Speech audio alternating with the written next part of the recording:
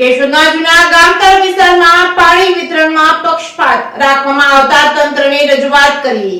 કેશોદના જૂના ગામતળ વિસ્તારમાં પીવાના પાણીનું વિતરણ વ્યવસ્થા આગતરાય રોડ પર આવેલ ઓવરહેડ ટાંકીમાંથી નિયમિતપણે વિતરણ કરવામાં આવ્યું હતું। ત્યારે નવી યોજના હેઠળ નવી ઓવરહેડ ટાંકી અને નવી પાઇપલાઇન નાખવામાં આવ્યા બાદ સત્તાના સમીકરણો બદલાતા જૂના ગામતળ વિસ્તારમાં મેઇન બજાર, નથવાણી શેરી, રણછોડજી મંદિર આસપાસના વિસ્તારમાં રહેતા રહીશોને ઇરાદાપૂર્વક પાણી ઓછા દબાણથી 5 થી 7 દિવસે આપવામાં આવે છે। ત્યારે પાણીની મોટરો ચાલુ થતા ઓવરલોડના કારણે ડીઓ બળી જતા પાવર જતો રહે છે। રહીશો છતે પાણીએ હેરાન પરેશાન થાય છે। કેશોદ નગરપાલિકાના સત્તાધીશોને ફરજ પરના કર્મચારીઓની સાઠગાંઠથી ત્રાહિમામ પોકારી ઉઠેલ મહિલાઓ કેશોદ નગરપાલિકા કચેરીએ પહોંચી હલ્લાબોલ બોલાવ્યો હતો।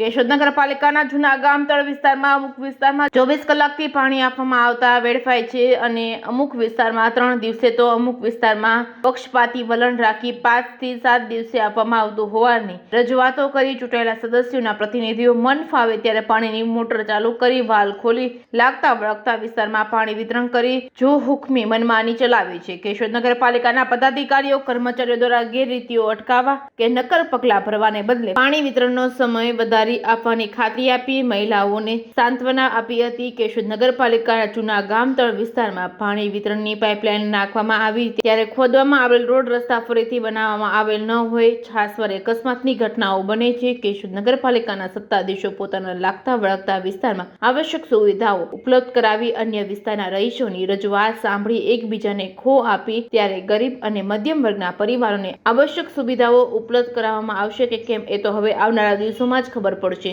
Reporting by Raju Pandya, Keshod.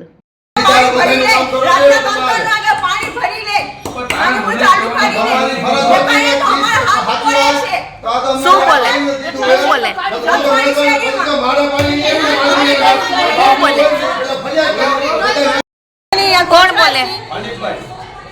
હા, અનિલભાઈ અનિલભાઈ મારા હામું બોલ્યો જો આખું ખેંચીને એટલે હું છે ને કેસ કબાળા કરવાની છું, બરોબર? બાઈ હામું બોલ્યો છે યાર, નગરપાલિકામાં અમને આજ 10 દિવસથી પાણી નથી આવ્યું, બરોબર? હા બોલ્યો